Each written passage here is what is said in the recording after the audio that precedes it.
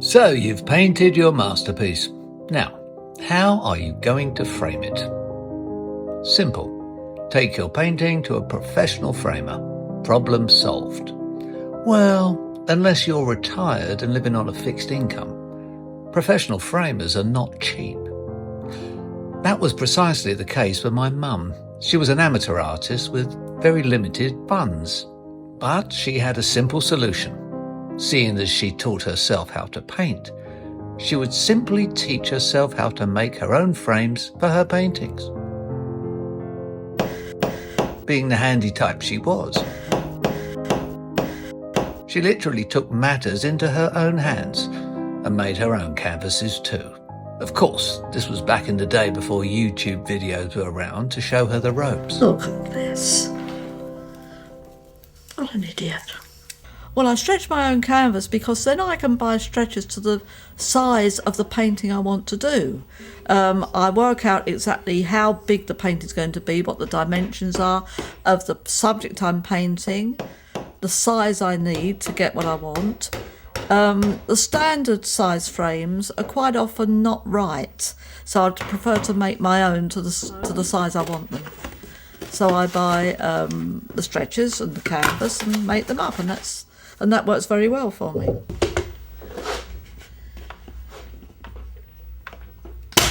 Well, when I prepare a canvas to paint on, first of all I buy the stretchers, put them together to the size that the painting is going to be. First of all, I did that sketch, half-size sketch, so I know the size of the stretchers I'm going to buy. And then I buy the canvas, cut the canvas to size and stretch it onto the assembled stretchers. Staple it in place. I mean, it's just as simple as that. It's so stiff, staple gun. I'm going to buy my paints and stretchers and canvas from Darla Rowney in Percy Street, which is just off the Tottenham Court Road, up near Oxford Circus, all around there. 224s. So that's £7.20p altogether, thank you. Right.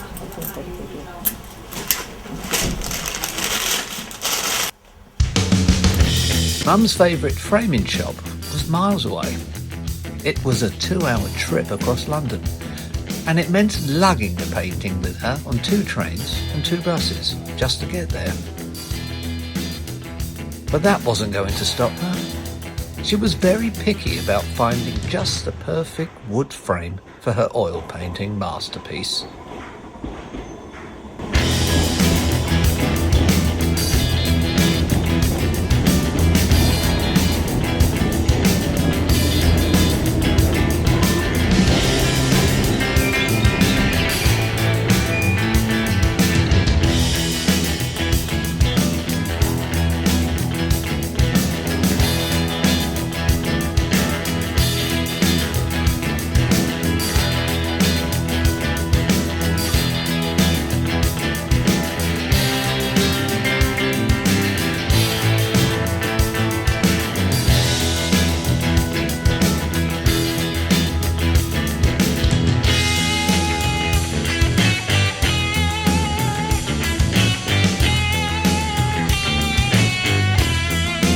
Well, it's a bit of a long-winded process going all the way to North London on 2 buses and a train to get my framing, to get the moulding.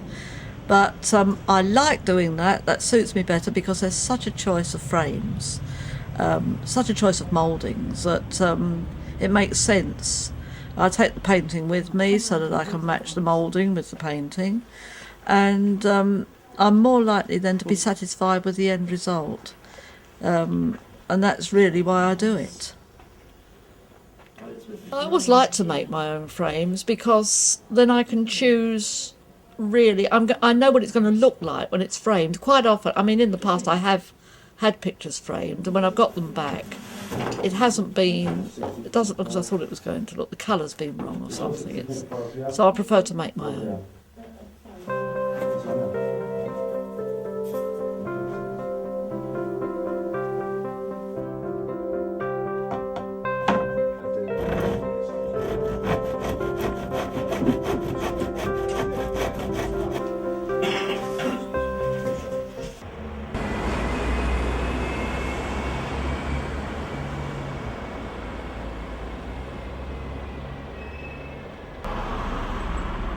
I couldn't find any moulding that was right.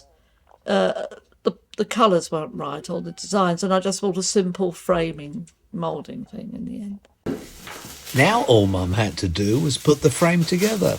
Easy enough when you've got the right tools for the job. Well, to make a frame, of course, you need a mitre block. The only hard part about it, I think, is the actual sawing of the mitres, because I haven't got the strength that I used to have. I used to saw them in a couple of seconds, but now it takes me a longer time.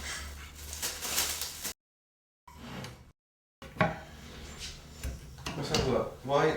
Well, because... Where's the mark? Right there.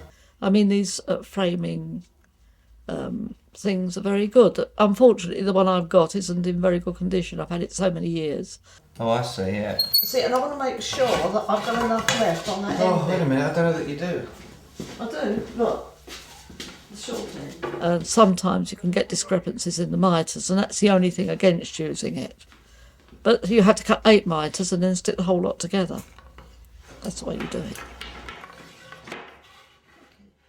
The mitre block I'm using, I've had it for many years, and part of it has become worn, and that causes a slight discrepancy in the mitre.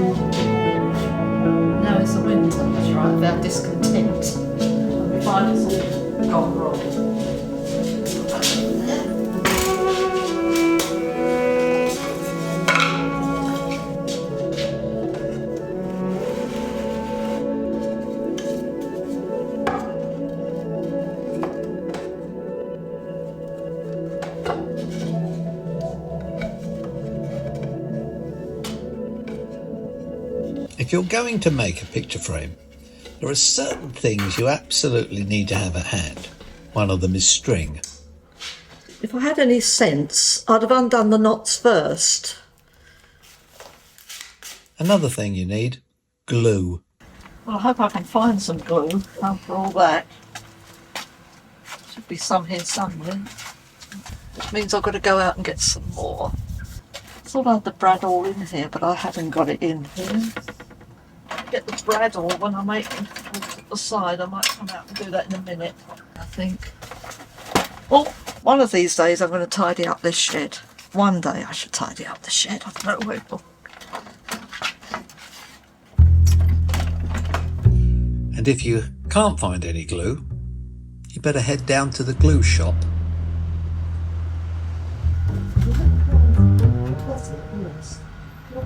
Were you going to use the washer? Oh, well, I screwed that into the canvas because the rebate isn't deep enough to do it the other way. Right. Screw it into the canvas. And then pass the screw through it. And then pass the screw. Yeah, that's what I do, yeah. That's it, yeah. But I use a washer because my husband always used a washer. Yeah. Oh, I don't need those. no, what I usually do is nip them with a pair of pliers, just squeeze them in. Oh, do you? Save using the washer, but, your ways probably need that. Yeah, that's fine, yeah. It's an easy way to do it, yeah. Okay, I'll take that Okay. now. And then if I suddenly remember something, I'll come down here. Right, just get across the bread. I think that's about right. If you like to tell. We've got 1, 2, 3, 4. Yeah, that's it, exactly. Right, Okay, lovely. Okay, cheers. I offered to help, but she insisted she knew exactly what she was doing. I've got to glue all four corners together and then tighten them up. See, that frame of equipment isn't as accurate as I'd like it to be. And there's going to be a bit of discrepancy. Making the frame was looking like more work than painting the picture that would go in it. If I had any sense, I'd have undone the knots first. But as I haven't got any sense, I didn't. Look at this. What an idiot. Oh, God.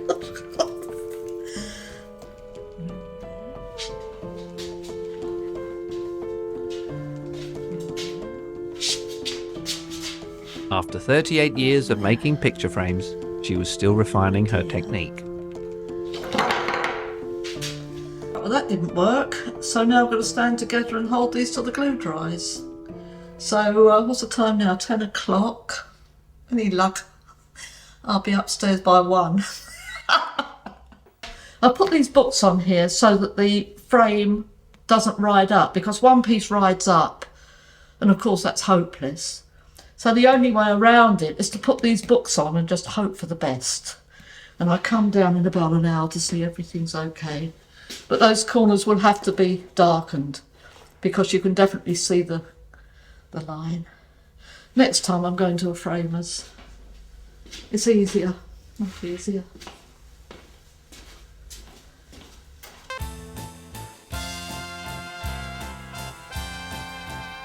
Now I'm going to put this retouching varnish on because it makes the colours look nice just before I put it in for an exhibition. If by any chance it's sold, then I'll have to get in touch with the buyer and go to their house. That's what I've done in the past, and put the final varnish on there. Yeah, you see the way it brings out the colours. They look brighter when you put this stuff on.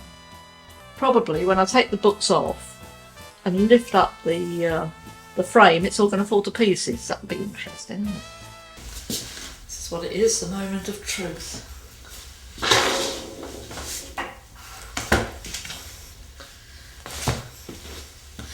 Definitely got to get something for these corners, isn't it? Stuck. They show white with a gap. Oh dear. Life is never easy, is it? Never. Put that over there. Oh, I'm gonna fall to bits. Oh.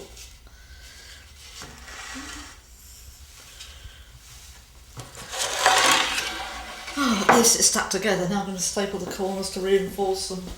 I was surprised that Mum seemed surprised that the whole thing had held together.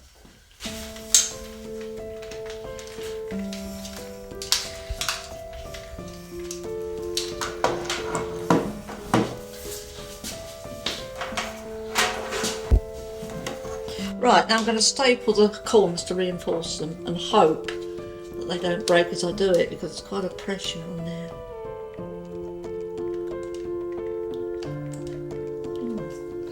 Be alright if it worked. I'm scared to put too much pressure on it in case I do break it.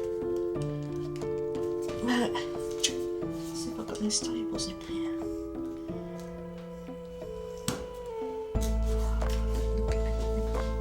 Let's have another go.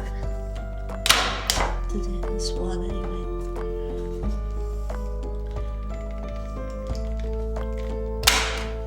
I find this quite hard to do because I haven't got a lot of strength in my hands.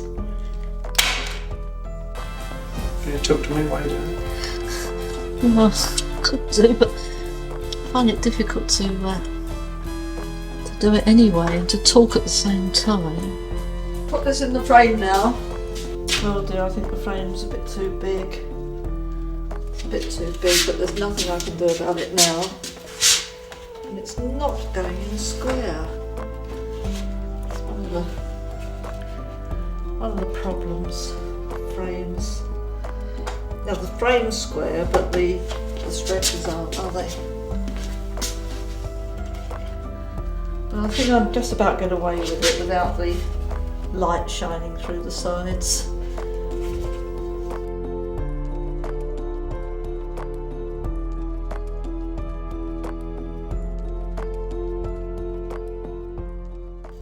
So what are you doing? Right, now I've made those holes. I'll take this out.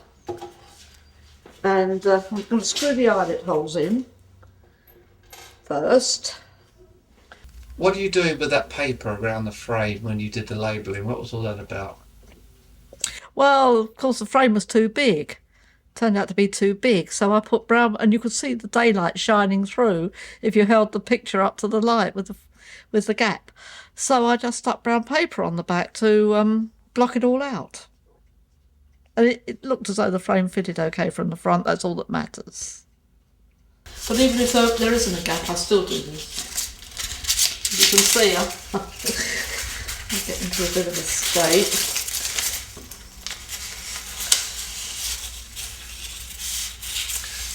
Seeing as Mum could only see out of one eye, as well as having a wonky mitre block to work with, she could be forgiven to resorting to a few tricks of the trade.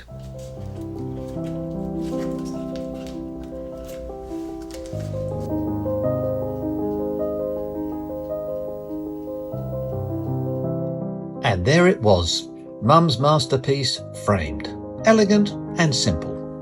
Totally exhausting experience from start to finish, if you ask me. But not if you asked her. Well, there's not a lot really to know, is there? I mean, you stick the frame together and then you staple the back to secure it, and that's it.